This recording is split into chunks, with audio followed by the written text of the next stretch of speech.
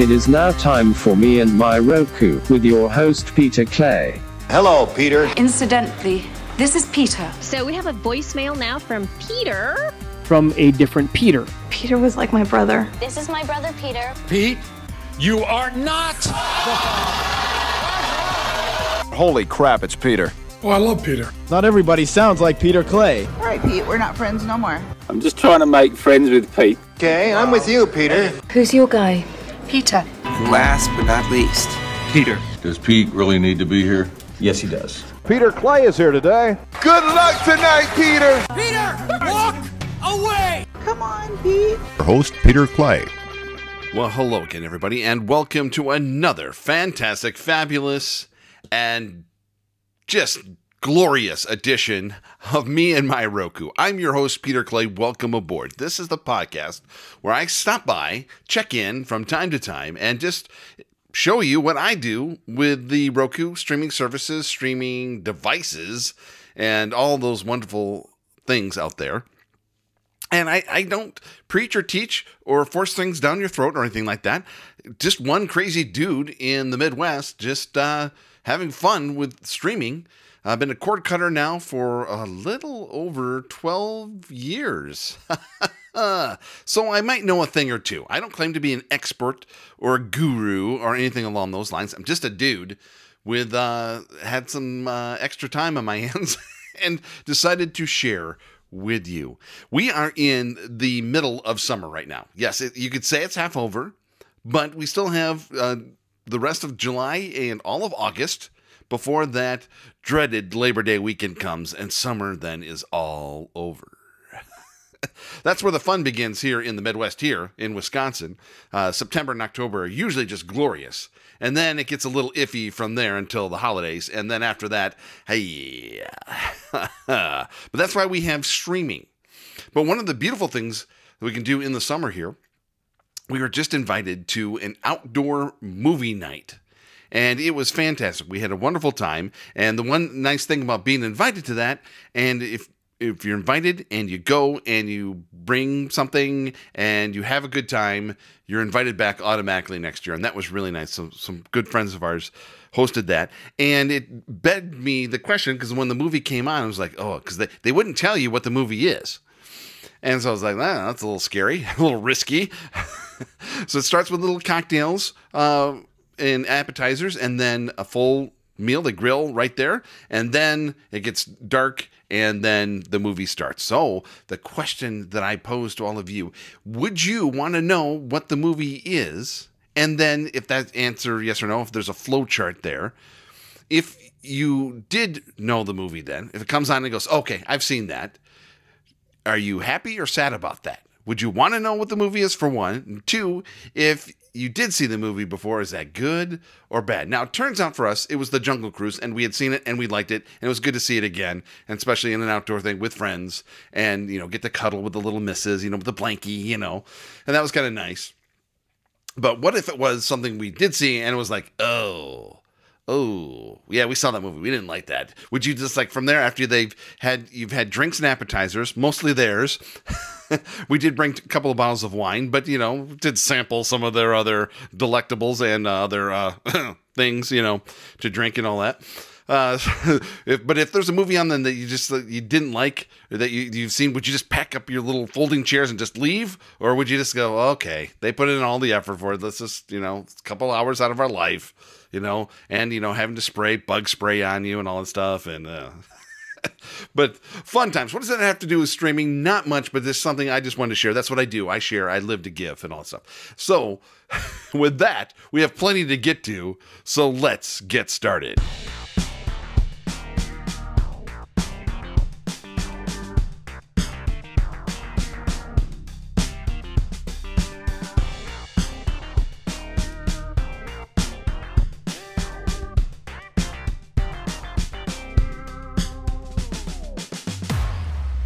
Tranquility Base here. The Eagle has landed. Okay, let's rock and roll. So we've been talking a lot the last few shows about the big boys in streaming and what's the next shoe to drop. Was Netflix going to buy Roku? Is Paramount Plus and Peacock really made for this. You know, they just bleeding cash. Are they going to make it? Are they going to go?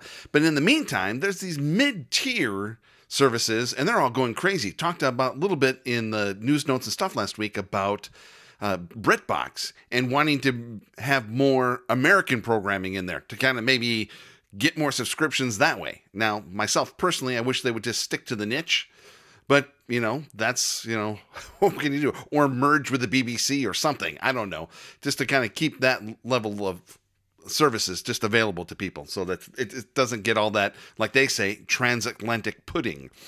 I get to say that 2 weeks in a row. That's exciting. But now here's Cinedigm. Entertainment company Cinedigm has announced plans this week to use its streaming platform technology to bring all of its channels into one streaming umbrella. Okay? Now, one would think that it's going to be called Cinedigm Plus, but they're not. They're being a little more creative. They're calling it the Cineverse. Woo-hoo! Top marks for creativity there. So that's going to launch in late August, hopefully. And although the timing and pricing has not been confirmed yet, the platform will have both a free ad-supported tier as well as a premium paid option. In case you didn't need any more choices, that'll be some. So some of these mid-tier companies come together, putting all their services together. Crackle is also doing that, starting with a TCL platform, but hopefully moving on to the Roku and either Amazon or anybody for that matter. So, but with Cinedigm, they're going to use artificial intelligence and machine learning and software to aim to improve viewer experiences while also streamlining Cinedigm's partners' ability to introduce even more content. Wow. So what are some of the channels here that we're going to look at here? So they're going to have, they already have a number of ad-supported channels as it is. They just launched the Elvis Presley channel. They also have Dove, which you can see on like other streaming services like Zumo and other ones. They have what's called Blood Disgusting TV. I'm sorry. I want to be accurate here. It's Bloody Disgusting TV, Con TV anime, and docudrama, which I've seen before too then. So the Cineverse will reunite all of their existing streaming channels along with 46,000 video-on-demand titles. Sounds like a good deal. How much would you pay for that? As if you didn't have enough to go right now. But now, saying you're fed up with Netflix and some of these other places raising prices, here's another opportunity. And why are they doing both an ad-supported and a subscription? Well, folks, I have statistics here for you. A little chart that I will gleamingly here just show to you in audio format. But they're showing some of the differences of why some of these companies, including Disney and Netflix, of why they're thinking about an ad-supported tier as well as the subscription service. Right now, 1, 2, 3, 4, 5 are making pretty good money using both of those services. HBO Max and Discovery Plus are the top tier of where they have more subscriptions in the ad-free. Roughly about 67% for HBO Max, and just a little over 52% for Discovery Plus. That's really disappointing to me, because the difference in prices for Discovery Plus is so nominal. It's not going to, and it would take up so much less of your time not to have those ads.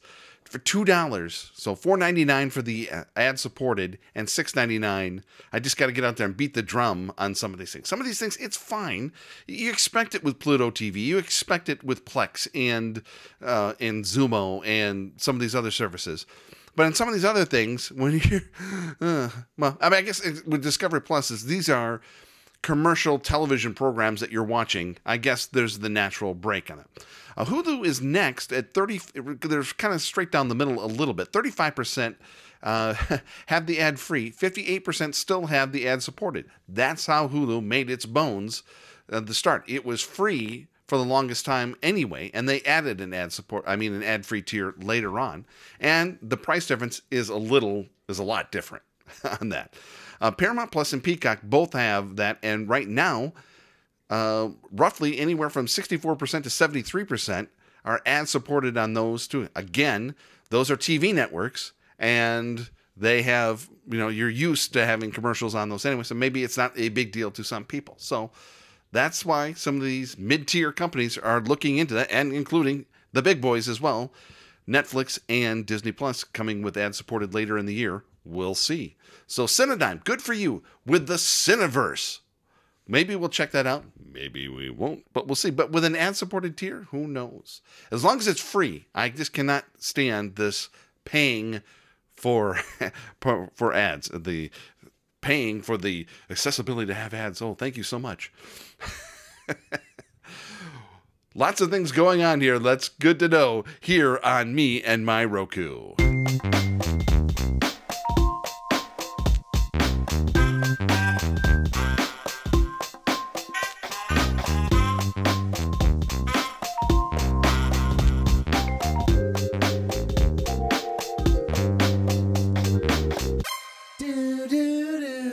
Okay, so on the last program, I talked about an old podcast I did called I've Got a Stupid Question.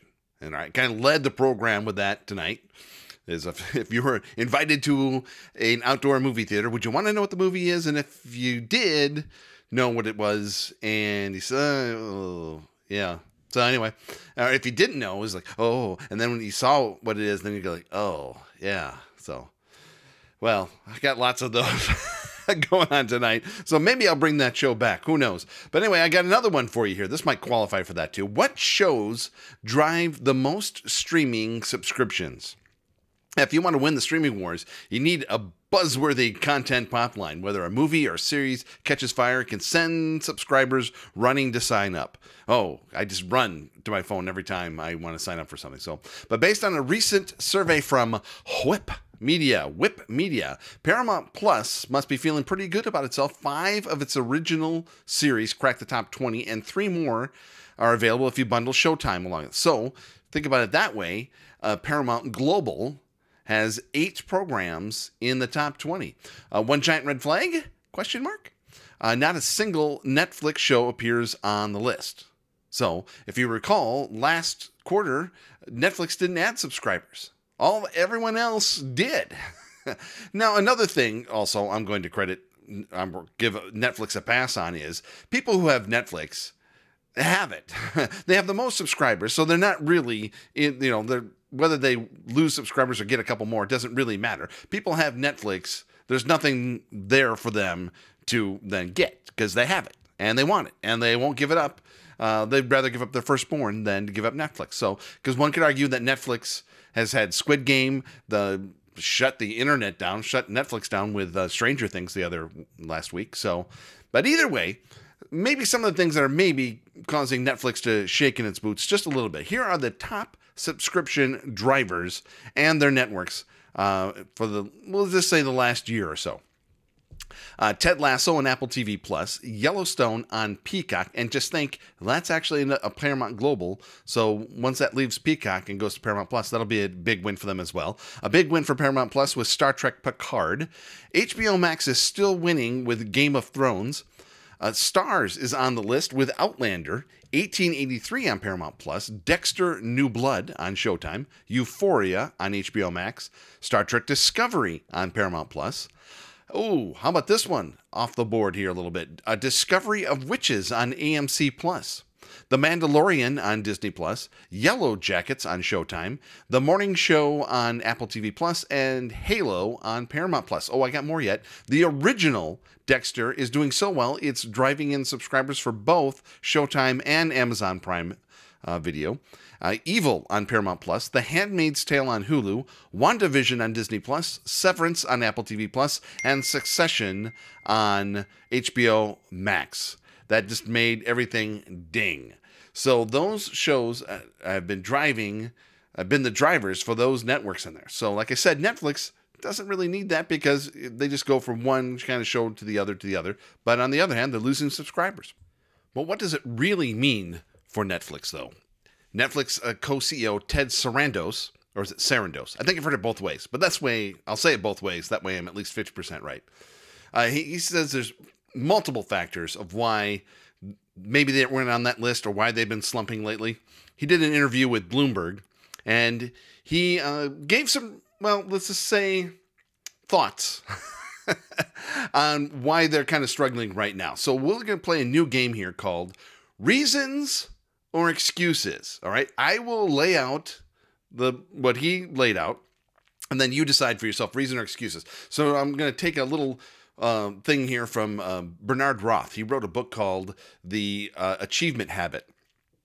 And one of the main points he was making in that book was that you try and give reasons for things. Like, I was late because of traffic and all that stuff. So he would say that reasons are excuses and excuses are BS. Now, he's a little more direct than that, but for my classy podcast audience, I'm going to clean it up just a little bit. But you get the point. So we'll play a little game of reasons or excuses, and if you hear a reason for it, if you can resist the urge to say, well, that's a good reason, then you know, okay, we got you here. So one of the things, in the first quarter, they lost 200,000 subscribers. And they are projecting in the second quarter, which just ended, and we'll have to see here, because they kind of gave a big number. They said maybe possibly 2 million subscribers lost. But now that, they set themselves up there to say, well, we only lost 1.5 million. Maybe the stock will go crazy. And well, they didn't lose as much as they thought. But anyway, the primary reason is due to inflation. Reason or excuse? And when you hear that, you go, well, that's a good reason. Okay, everyone's dealing with inflation, and I guess even Netflix. So second is a decline in smart TV sales. Because usually Netflix is pre-programmed into your smart TV. Well, there's other streaming devices still selling. Roku's still selling. Amazon's still selling. Google's still selling. Apple's still selling. Apple is, at the time of this recording, it's Prime Day. So lots of things are going out the door. Is that a good reason? Or is that an excuse? And also, Netflix departure from the Russian market. Well, we kind of knew that going in, and that's primary for the big loss in the second quarter. So, Also, to combat the downturn, Netflix has lowered costs, including laying off 450 employees since the beginning of May, and is planning an ad-based subscription offering for customers who want to pay less. Well, good luck on that. We'll see if that would if all these people who have left, the reason why they would come back is, oh, thank God, I can come back and I can pay less and get ads. Is that a good reason? Or is that an excuse? Or is that just trying to make certain investors feel warm and squishy inside? I don't know. These are fine questions. At least he's out there, trumpeting and saying, hey, look, we understand some things are going on and all that stuff. And we're all dealing with that. We all have decisions to make and all that stuff. And will we make reasons or excuses? Fun little questions we like to do here on Me and My Roku.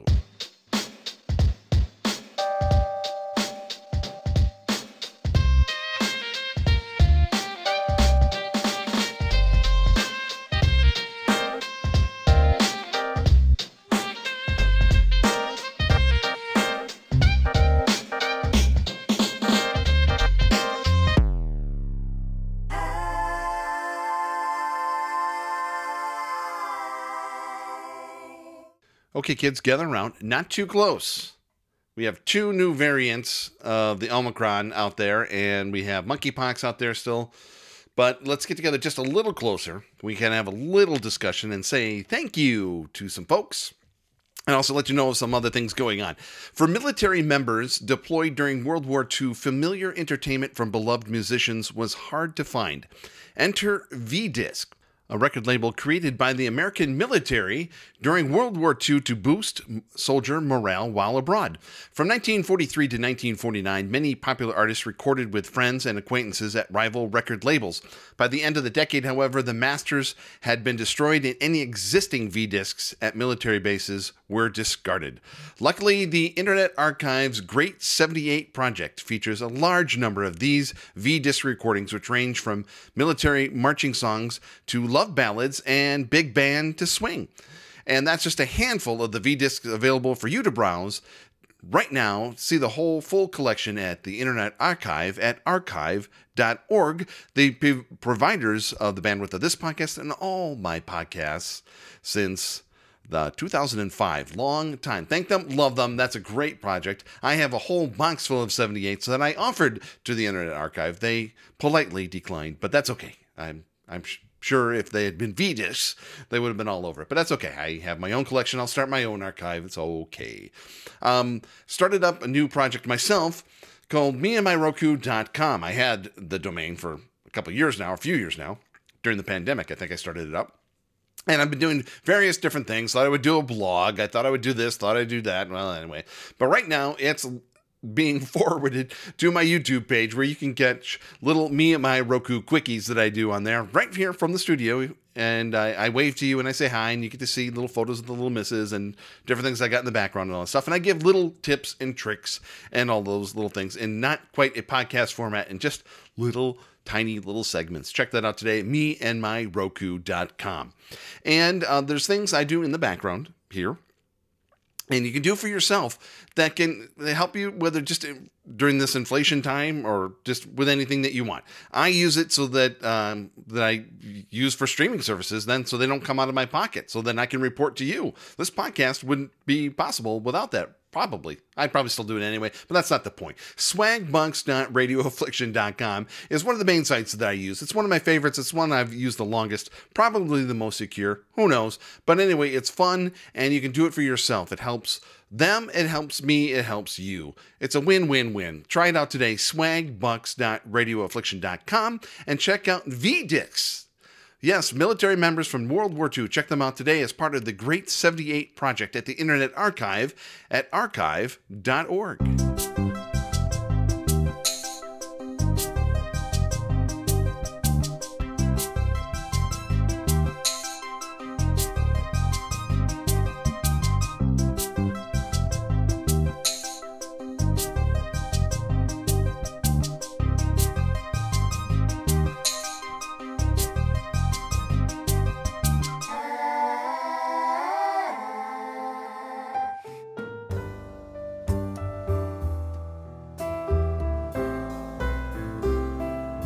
If your dreams do not scare you, they are not big enough.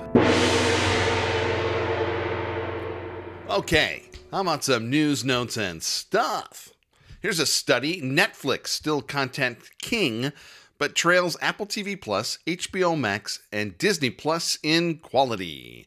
And I believe the number one in quality goes to HBO Max. Been thinking about giving that a summer break, or I mean, this may go on a big Scooby-Doo binge. Who knows? That's about what I use it for right now. But I'm sure there's other things. Maybe I'll go explore. Who knows? In partnership with OnePoll, Tubi has released research looking at key factors that drive loyalty to streaming services. And the research shows that when choosing what to stream, 59% of respondents look for titles tied to Halloween and Valentine's Day. Okay. That's pretty good research. Hope they didn't spend too much on that. Here's another study. 62% of households use smart TVs to stream, even if most consumers don't fully understand them. Well, I'm glad that they're using them. My advice on that always is, because like I said last show, I believe, is that 98.6% of all TVs now are streaming or smart TVs still have a device. And right now, what we're talking about, well, I think we'll talk about it here in just a second. Oh, yeah, let's lead right into it here. Best streaming device deals. As of this recording, it is Prime Day. We're halfway through it, one more day. But you're going to hear this around Christmas time. But hey, more sales and specials by then. Right now, 60% off Fire TV, Rokus, and Apple TVs. So, and there's always going to be specials, just as there are going to be specials on TVs. I have 4 smart TVs. 2 of them are Amazon based, and that's fine. And the other, no, that take back. I got 1 Google TV, 1 Amazon, and 1 Samsung. And right now, the Samsung, if I had to, if all of a sudden there was an EMP explosion and the TV survived, but the streaming devices didn't, I'd be okay with the Samsung. I could make it work. There's still, one, not everything that's kind of available that could be available on some of the other streaming devices.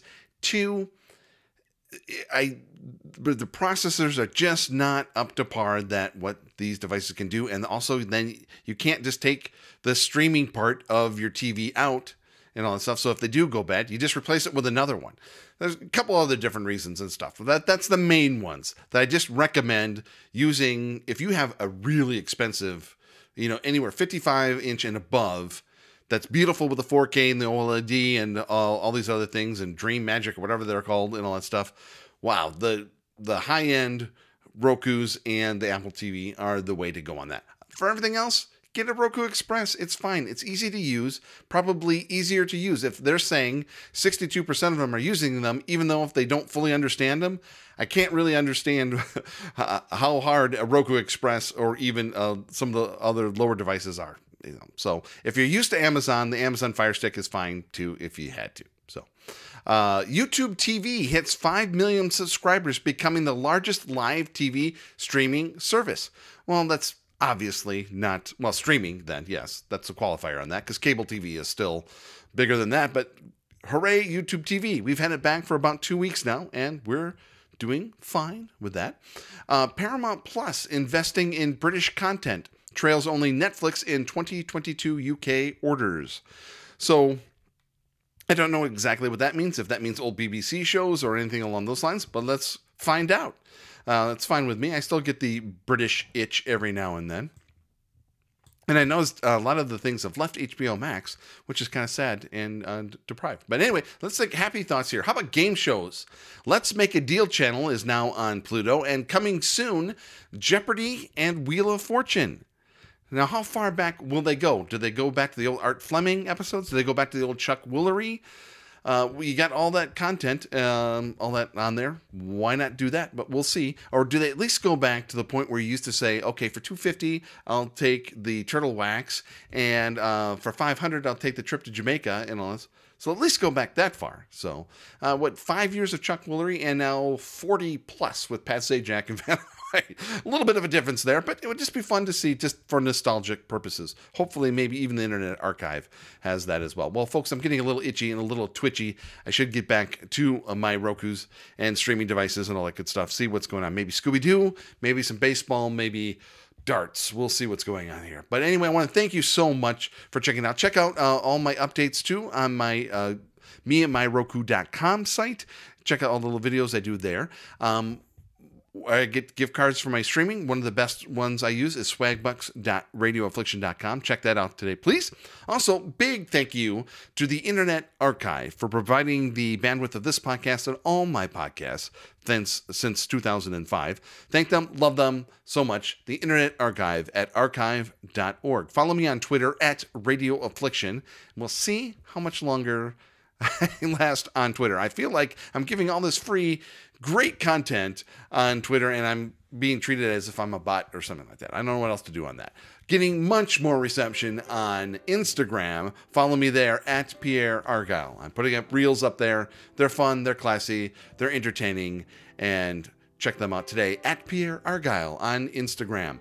Questions, comments, or anything along those lines, if you want one-on-one questions or anything along those lines, please email me at meandmyrokupodcast@gmail.com. But the best way you can support this podcast is to subscribe, and you may subscribe to the Me and My Roku podcast on Apple Podcasts, Google Podcasts, Stitcher, Spreaker, Spotify, TuneIn, Amazon Music, Audible, Gaana, GeoSavin, Himalaya, SoundCloud, YouTube, iHeartMedia, Podbean, Pandora, and Odyssey.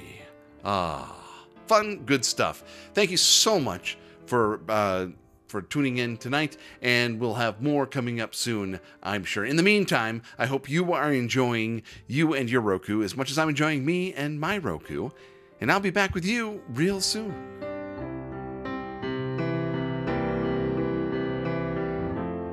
That's it. It's over. It's all over. Everything has a language. The more you understand the language of anything, the more successful you become at it. I didn't call you. You called me. I didn't call you.